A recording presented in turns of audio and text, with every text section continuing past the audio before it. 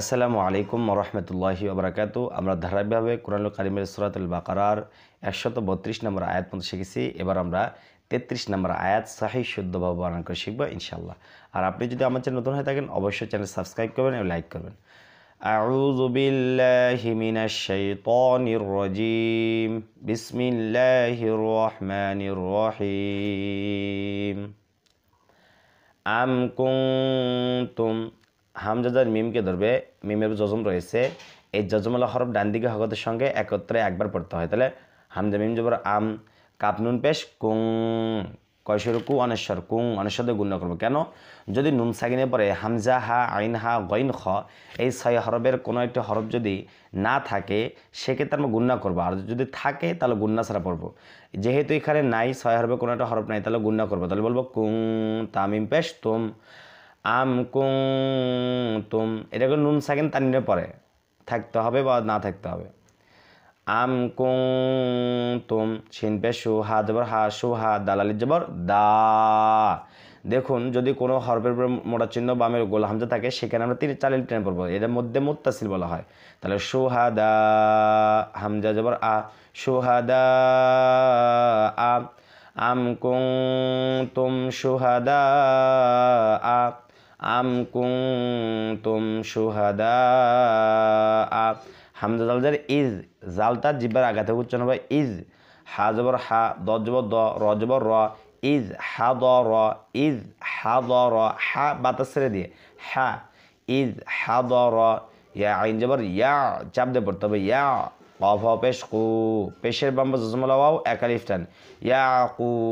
বালাম জবর বাল, জজমলা হরফ ডান দিকে হরকতের সঙ্গে একত্রে একবার পড়তে হবে। তাহলে ইয়া কু বাল, মি মাউজর মাউ, তা পেশ তু, মাউ তু, ইয়া কু বাল মাউ তু, ইয়া কু বাল মাউ তু। এখন যদি আমরা অফ করি তাহলে তার উপরে সাকি নিতে হবে, আর মাউ এটা লিনা হরফ, লিনা হরফে বামে হরফে অক্ষ করলে সেখানে এক হাল টেনে পড়তে হয়। তাহলে আমরা এখানে এক হাল টেনে পড়বো, বলবো মাউত। ইদ হাদর ইয়াকুবাল মাউত, আম কুনতুম শুহাদা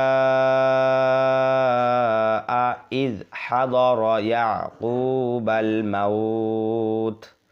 হামজা জালজার ইজ নরম হবে ইজ।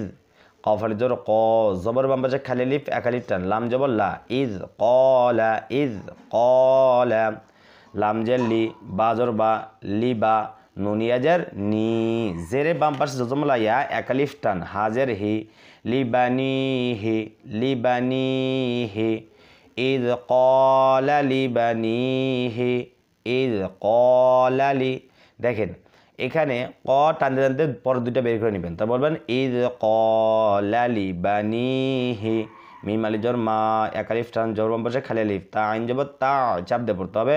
বা পেশ বু, দা ল পেশ দু, পেশের বাম পাশে জজমলা ওয়াও এক আলিফ টান, নুন জবর না, মা তা'বুদুনা, মা তা'বুদুনা।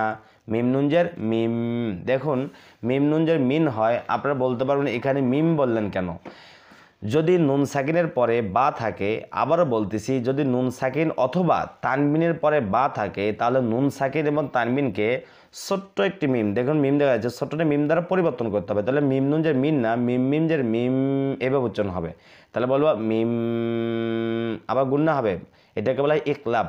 বা আইন জবর বা, চাপ দিয়ে পড়তে হবে, দালিয়া জেদ্দি, জেরে বাম জজমলা ইয়া এক আলিফ টান, এক আলিফ টেনে পড়তে হবে। তাহলে বলবো মা তা'বুদুনা মিম বাদি, মিম বাদি। ইদ ক্বালা লিবানিহি মা তা'বুদুনা মিম বাদি। কফ আলিফ জবর ক, জবর বাম পাশে খালি আলিফ এক আলিফ টান, লাম ওয়াও পেশ লু, পেশের বাম পাশে জজমলা ওয়াও এক আলিফ টান, এগুলো বলা হয় মাদ্দে তাবাঈ। তাহলে বলবো কলু, নুন আইন জবর না, চাপ দিয়ে পড়তে হবে, বা পেশ বু, দাল পেশ দু, না বুদু, কলু না বুদু, কলু না বুদু। হামজাদার ই, লাম খারা জবর লা, যেখানে খারা জবর সেখানে আমরা এক টেনে পড়বো। ইলা, হা জবর হা, কাপ জবর কা, ইলা হাকা, ইলা হাকা। কলু না বুদু ইলা হাকা, কলু না বুদু ইলা হাকা।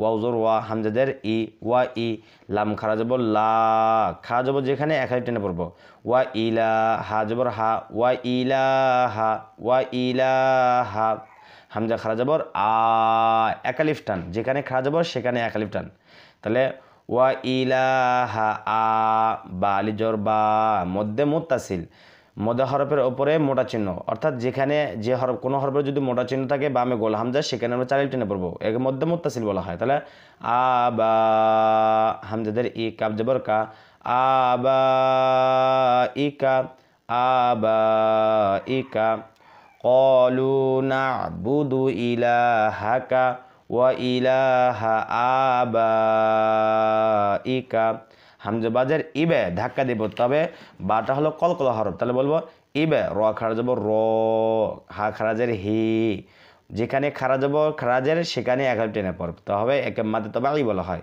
ইবা রহি মিম জবর মা ইবা রহিমা ইবা রহিমা ওয়াও জবর ওয়া হামজা সিনজের ইস ওয়া ইস মিম খারা জবর মা এটা করলে মিম খারা জবর মা ওয়া ইসমা আইনে জেরে ই এক আলিফ টান মা খারা জবর এক আলিফ টান জেরে বাম্বা জজমালায়া এক আলিফ টান এগুলো মাদে তবা ই ওয়া ইসমাঈ লাম জবর লা ওয়া ইসমাঈলা ওয়া ইসমাঈলা ইব্রাহিমা ওয়া ইসমাঈলা ইব্রাহিমা ওয়া ইসমাঈলা ওয়াও জবর ওয়া হামজা সিনজের ইস ওয়া ইস হা খারা জবর হা কফ জবর ক হা এক আলিফ খারা জবর ওয়া ইসহাক হামজাদের ই লাম খারা জবর লা এক আলিফ টান ইলা হাওয়াও 2 জবর হাউ গুণনা করে পড়তে হবে যদি তানবিনে পরে তাজদিদ আল্লাহ ওয়াও থাকে সেখানেও আমরা গুণনা করে পড়ব তাহলে বলবো ইলাহাউ ওয়া ইসহাক ইলাহাউ ওয়া ওয়ালি জবর ওয়া জবর বাম পাশে খালিল এক আলিফ টান হাজের হি ওয়াহি দাল আলি 2 জবর দান এখানে আপনি দাল ওয়াও 2 জবর দাও পড়তে পারেন গুণনা করে পড়তে পারেন অথবা অক্ফ করতে পারেন যদি অক্ফ করি তাহলে 2 জবর থেকে এক জবর বাদ দিয়ে এক আলিফ টেনে পড়তে হবে একে মাদ্দে আওয়াজ বলা হয় তাহলে বলবো ওয়াহিদা ওয়া ইসহাক ইলাহাউ ওয়াহিদা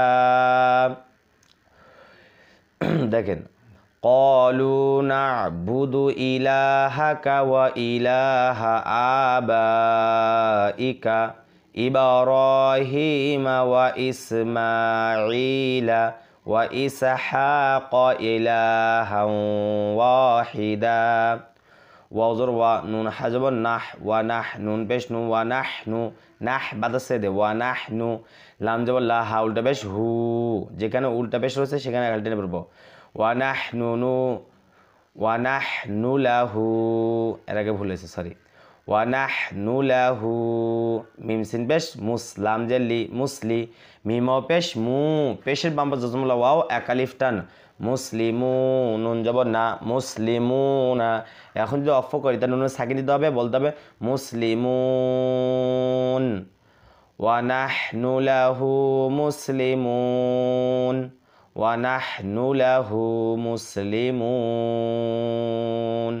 তাহলে আজকের ভিডিও এই পর্যন্ত যদি ভালো লাগে অবশ্যই আমার চ্যানেল সাবস্ক্রাইব করে লাইক করবেন আর আপনারা যদি কায়দা পাঠ থেকে শুরু করতে চান তাহলে আমার এই চ্যানেলে কায়দার পাঠগুলো পার্ট টু পার্ট দেওয়া আছে সেখানে দেখে নেবেন তাহলে আপনার জন্য এই পাঠগুলো আর বড় সহজ হবে আসসালামু আলাইকুম ওয়া রাহমাতুল্লাহি ওয়া বারাকাতুহু